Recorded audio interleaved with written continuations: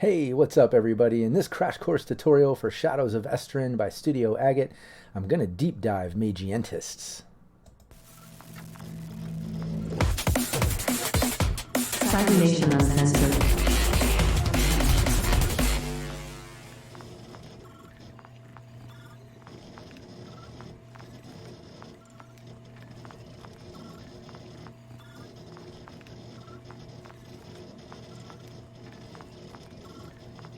All right, now before we get into this deep dive and we really explore ways to play a Magientist and the different organizations and schools and just some more details about Magientists, let me first say, please watch the crash course on Magientists before this deep dive. That way, some things I mention in this make better sense. Also, it'd be a good idea to check out the character creation video and the core mechanics video as well, at least those. Those few videos are always a great place to start. And the style and setting. Look, just watch all the watch all the videos in order and then come to this one. I don't know, whatever. Watch all the videos, but you know what I mean. These deep dives are fun. They give you kind of a little flair ideas for game leaders and players. And as always, like the main point I'm getting here is make sure you watch the other crash courses before the deep dives because I don't go over mechanics and things like that of how it works in these deep dives. Like I said, these are more for style. So that's kind of what I'm getting at. But ultimately, a Magientist is kind of like they're kind of a scientist, right? So they work with artifacts, which are these like tools and items that can do some fantastical things, like these glasses that allow you to see on a microscopic level or telescopic. There's just different tools that are powered by this material flux, and it allows them to just do some amazing things. But aside from these tools, they use flux and their intellect of these sciences to create awesome things for cities and villages and towns and stuff in Tree Kazel ever since they appeared in the peninsula from the continent. Things like elevators and drawbridge stuff, nebulars like lights, and I even created a sort of heating nebular, like a heating device, to help them grow crops in the winter. So yeah, all kinds of really cool things. Items, tools, and inventions, basically. So you see how they're kind of like a scientist, but they use this stuff called flux that they can process and refine to power these items. That kind of the combination of that and the fact that some of these artifacts do some almost magical, fantastical things, it's almost like they're like a magical scientist or a mage scientist. Hence, I think the name Magientist. That's how I pronounce it. That's how I like it. That's how I describe it. But make it your own. They have universities and lodges and schools. They're all throughout Tree Kazel, but like I said, they come from the continent, and they're kind of, I don't know, almost looked down upon by some traditional thinking Tree Kazelians, right? Some that have been there, because of how they process flux and the toxicity of the waste of it, and their modern devices are kind of a process that might almost go against nature sometimes. So whereas like the history of Tree Kazel and Demorthins per se are hand in hand with nature and those spirits and elements, this is more science based. So you can see how there might be like a clash of ideology there. So that's how there is a bit of tension with Magientists, especially between Magientists and Demorthin. There's a definite clash of ethics there, or at least beliefs in how they work their magic, right? But they are a productive part or faction of Tree Kazel. They've created lots of very awesome things. Like I said, in Ostabai, the capital, they're responsible for the great elevators and the big university there. Even though the university did have an issue, it blew up from some flux stuff or whatever, and caused a huge fire and all kinds of stuff. You can read about that lore in the book, in the book one universe book of rules for Shadows of Esteren. But yeah, they've contributed a lot.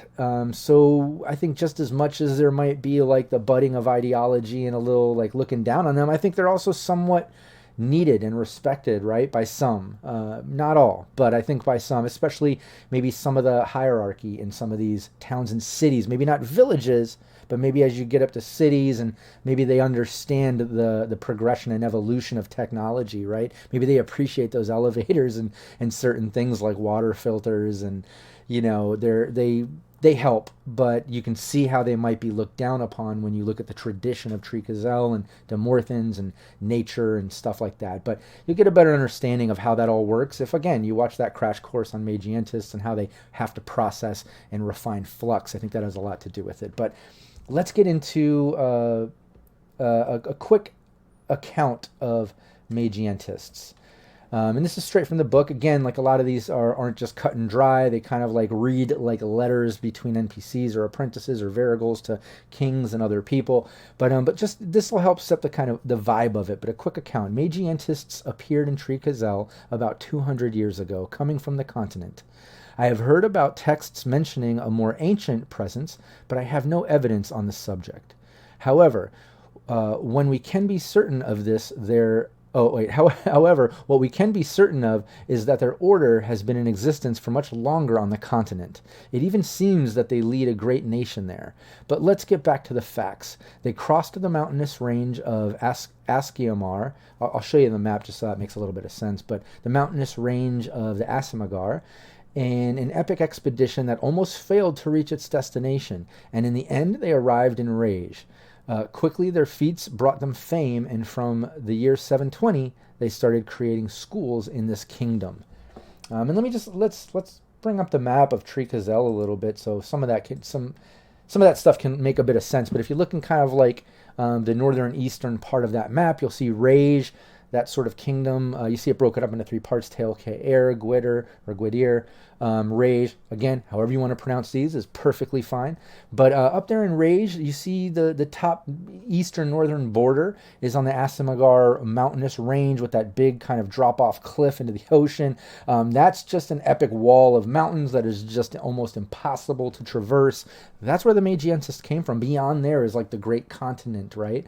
That there's lots of rumors and just guessing going on about there because of that mountain separation. But the Magientists flew over that at one point, in like air balloons and flying devices, and I guess wrecked. There's a lot to it. You got to read the lore about them first coming into Tree-Kazel, but that's what that's referring to, is that mountainous range, that Asimagar mountains, and coming into settling in Rage first. And as you see, it's right there on the border, so them wrecking there, ending up there, makes a lot of sense. But that's the quick account I wanted to go over.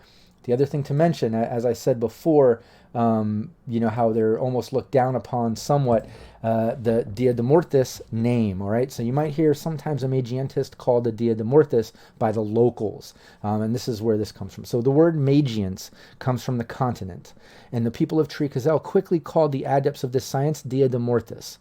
Some of the designation shows a feeling of distrust for their strange practices, which clash with the local traditions related to the spirits of nature. A study of the ancient tongue of Tree-Kazel reveals that Dia de Mortis means being disrespectful towards the spirits, a thing much frowned upon in our peninsula. And this is an extract, you can see at the bottom there, I love this, an extract from Tongue of Ancient Tree-Kazel by the bard Liayin Mac Sain. I think that's awesome. Just like I said, in the book they have all these like letters and just like little morsels of lore that isn't just read like a story, but like you're reading actual conversations and letters between people, or excerpts from a bard's song or something, etc. But you see how Dia de Mortis paints a picture of how locals might look at a Magientist. And let's get into some of the details of the organization of the order, and then the various Magientist schools, and some of that might kind of make sense, aside from the blanket idea that they're working in sciences, some maybe hard to understand technologies that are a bit advanced for some of the locals of Tree-Kazel that have been stuck in this peninsula, right? So they might look down at that and call them Dia de Mortis, especially when they're processing flux and kind of making this waste product that's toxic to the land, and they want to work hand in hand with the land and nature. You can see there's some tension, some turmoil there. But as I get into some more details of these organizations and the schools, I have some ideas and some details there that kind of bring these concepts to life, and they're just kind of fun. But let's get into the organization of the order. So the order of a Magientist, they're organized into kind of these different titles, right? So a Magientist is a faction or a profession within Tree-Cazell that you can pick as a player. But within that, there's kind of these ranks or different titles. Now, when you play, you're going to be a Scientor. I'll get into that in a moment. But let's go over the different sort of hierarchy within the Magientists.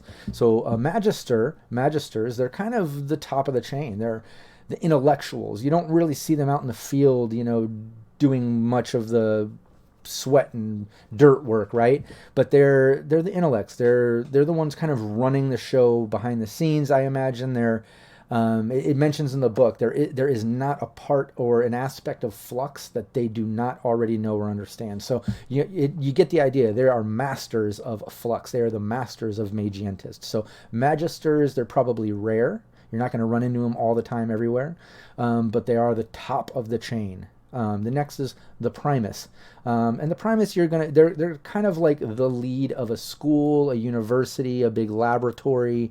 They're kind of the dean or the principal or the manager, right?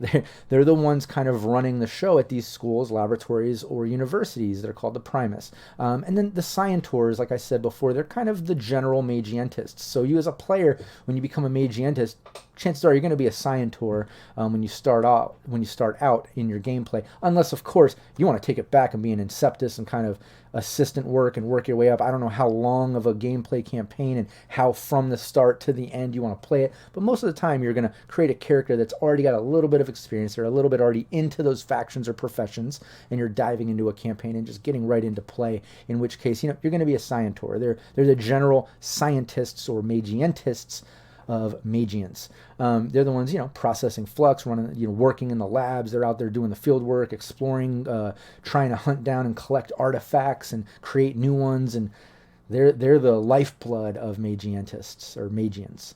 Inceptus, the Inceptus is kind of like, the assistants. They're the, what do you call it? Like an intern, maybe, like maybe they're like just getting into it. And they have a lot of responsibilities as far as like clean up, do this. They're a gopher, they're an assistant, but they don't get a lot. I imagine that they got to work their way up. They got to prove that one, they're smart enough to be a Magientist. They know the sciences behind it, but they're willing to put in the sweat, blood, and tears, if you will, to work up to be an actual Scientor, or a Magientist. So that's what an Inceptus is. And then there's the Helites. Now a Helite, I have the section out of the book here because it's that interesting. I want to read it because they're kind of higher up in the chain, but they don't fit in an exact spot. And I think there's a reason here. They're a little different. They're a little odd. So let me just read this and then let me get into it a little bit. But the Helites are found among, see, here you go, among Magisters, Primus, and Scientors, although there are less of them. They form a sort of traverse group composed of ideologues. So you see kind of how that can get kind of weird, right? The Helites are more preoccupied about the future of the order and its orientations than scientific researches. However, they are said to enunciate surprising theories from time to time, even for the most seasoned Magisters. They are generally quiet and stay away from the public as well as from the other Magientists. I think that is very interesting, I think that kind of fits in with like... imagine you have this organization, you have these different ranks, you're working your way up, you've put in the work as a Scientor or whatever, you've been a Magientist long enough. It's time for you to kind of step up as a Primus or maybe even working up to becoming a Magister. I think somewhere within that ranking up or experience level, you could become a Helite. I think at that, you get to a certain point and you start just getting weird. You start getting weird with it. Look how it says here. They form a sort of transverse group composed of ideologues. So they don't define that by specifics, but just at blanket defined words, that would suggest that you can't really trust them. They could be lying to you or acting in weird ways, and they're maybe into some ideology that just doesn't. It maybe consumes them, right? So just by those definitions, those words, they seem they could be unstable. they might be a little bit crazy, a little bit out there, a little bit risky, and maybe they're not. So, like it says, Helites are more preoccupied with the future of the order and its orientations than scientific researches. So that also leads me to believe, that's not to say they're not doing scientific researches, right? And kind of developing things or dabbling in some weird magients. But it leads me to believe that it says here, preoccupied about the future of the order. So like they're just so, they're ideologues. They're obsessed with whatever their that personal Helite is into, right? That's how I see that. Tell me in the comments if you kind of read that or see that in a different way, but that's kind of how that fits. You see the order, the ranking order of these titles or whatever, and kind of where they fit. And then it mentions Helites in this such way, where it's just, they can be found among the Magisters and Primus. So you get the idea that, they're kind of getting up there, but at one point, instead of, stay in the course, they just got kind of crazy, Maybe they, got into some conspiracy theories, or, they just got into some weird shit. That's how I see that. But let me know in the comments how you read that. And when I get into the various schools, this is going to make a little more sense because of one of the schools. So let's get into that too. Let's get into the various Magientist schools. So if you've watched the other crash course on Magientist, you know that flux comes in different forms. I mean, I don't really talk about the fossil in this deep dive. Fossil, you don't have to really process it. It's out there. It's its own thing. It's the most powerful of flux. Check out that crash course video so that all makes better sense. But these general main schools you see here are the botanists, for one. They're working with plant materials and the flora of tree gazelle. They're processing that to make that sort of botanist flux. They work with that type of flux. Then the mineralists, they're working with rocks and sand and stone, and they're processing that for that type of flux, right? Then there's the Macones. I imagine it's pronounced Macones. Again, make it your own. But the Macones go on a little tangent here. I took the actual excerpt from the book because I didn't want to misinterpret some of it. And I would love, again, tell me in the comments how you kind of see this. But you can look at this image. You can kind of see the tubing in the skin there in that image. I love the artwork of Shadows of Esteren. You've heard me say it 100 times because it's fucking true. Check out the art. They have an actual art book with most of the art from all the different books. It's just amazing. But look at this imagery of the tubing below the skin. And let me read this, right? The Macones. Now, let me get to a rather sensitive topic, Kalman. And see, this is him writing to Kalman. The Helites, again, mentioning the Helites, right? Being kind of how I see them, being ideologues and stuff, right? The Helites are often rather excessive and extremist in their practice of magience. In order to improve their mastery over nature and their artifacts, they slip under their skin something called Macones. It is flux flowing like blood under the skin. I have already met such people, and I can tell you it is very disturbing vision. Imagine thin pipes on the face and limbs in which you see showing through a liquid whose color is sometimes amber, greenish, bluish, or even bright red. The whole seems to flow through spasmodically as if pumped. It would seem it allows them to manipulate their artifacts with particular ease. With that, they can directly feed some of them with flux for optimal use.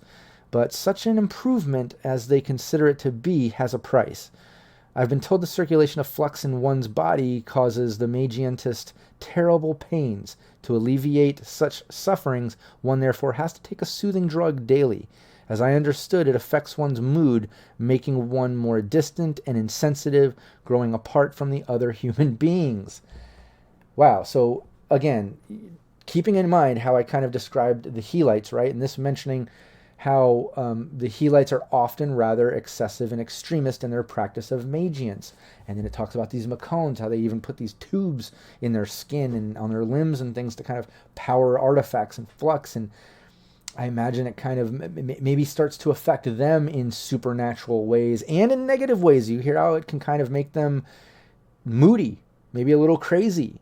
Maybe that also fits into how Helites are kind of crazy and obsessive, right?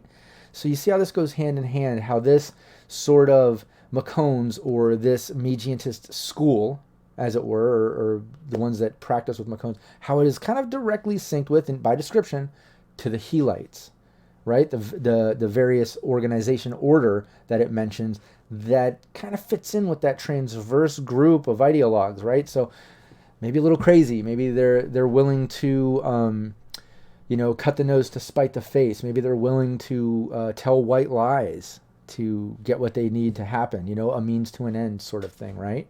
But anyways, I wanted to get into that because I thought that was really interesting, the Macones, and you can see how that can be an interesting twist as you progress your Magientist. Maybe instead of getting into a Primus, if you want to directly work with a lab or university or school, maybe you don't want to work up to just being a Magister and just be more of an intellect. Maybe you still want to dabble like a Magientist, but step your game up.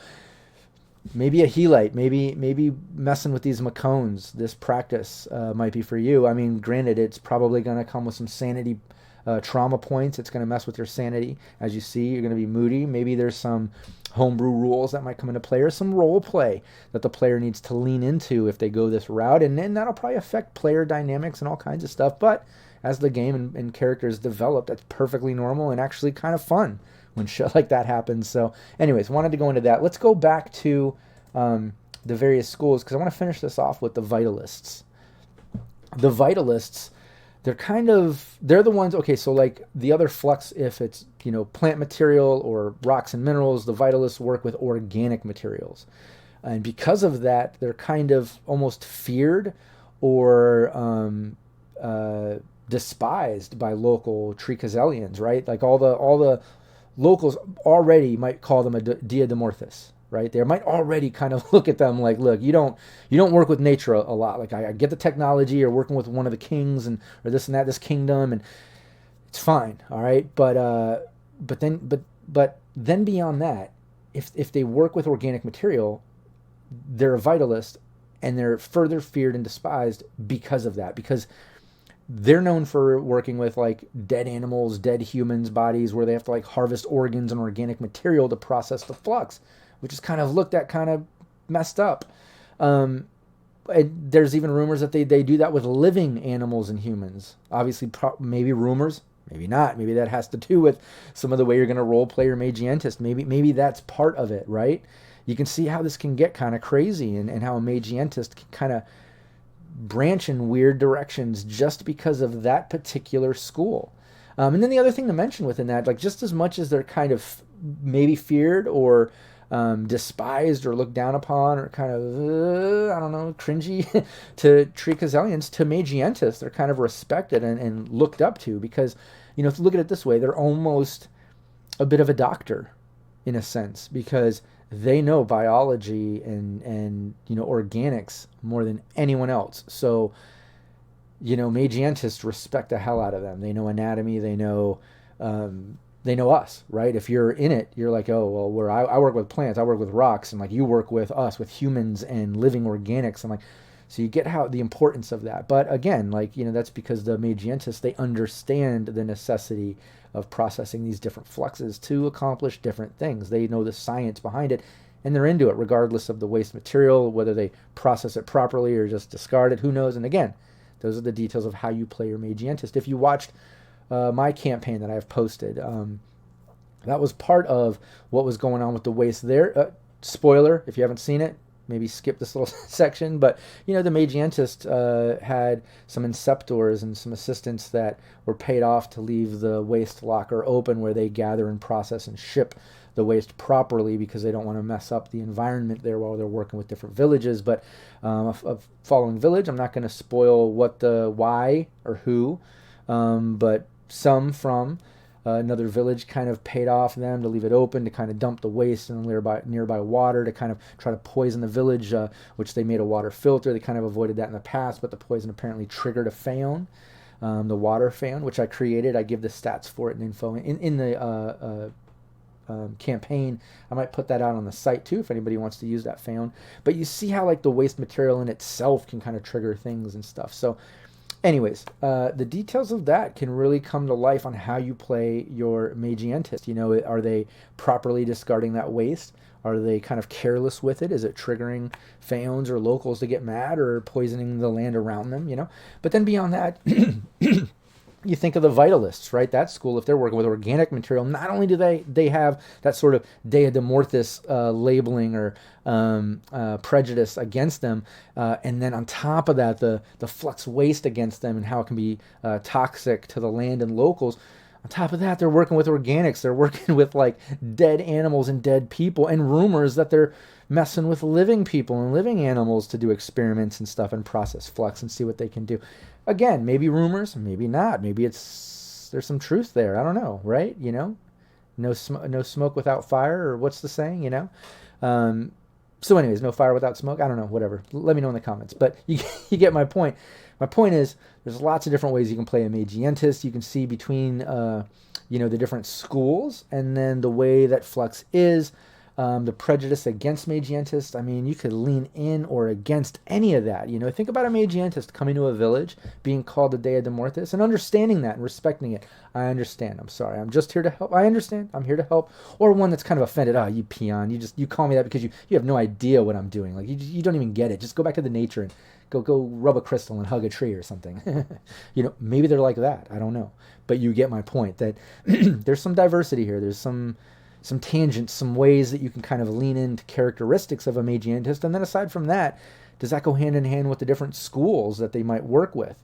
Or Macones, are they going to work their way up to becoming a Helite and mess with these Macones and kind of maybe go a little crazy? I don't know. But you see how there are options there and how diverse a Magientist can be. It's not just, cut and dry, some scientist working in a lab or whatever. You see there's some cool depth to it, and I hope this deep dive helped cover some of that. If you found it helpful, please, as always, leave me a like on this video, leave me a comment, give me a share. Seriously, every little bit helps. I know I say it in every video, but it's because it's true. If you leave a like, you leave a comment, you share it on social media, it helps more people get into the game. It helps more people see these videos that I'm making, and it helps the algorithm on YouTube kind of suggest it to people that might be interested in this game or these videos, in which case, hell yeah, let's get more people into Shadows of Esteren. It's an amazing game. So again, please leave a like, leave a comment, give a share, and I'll see you in the next video. Thanks, everybody. Take care.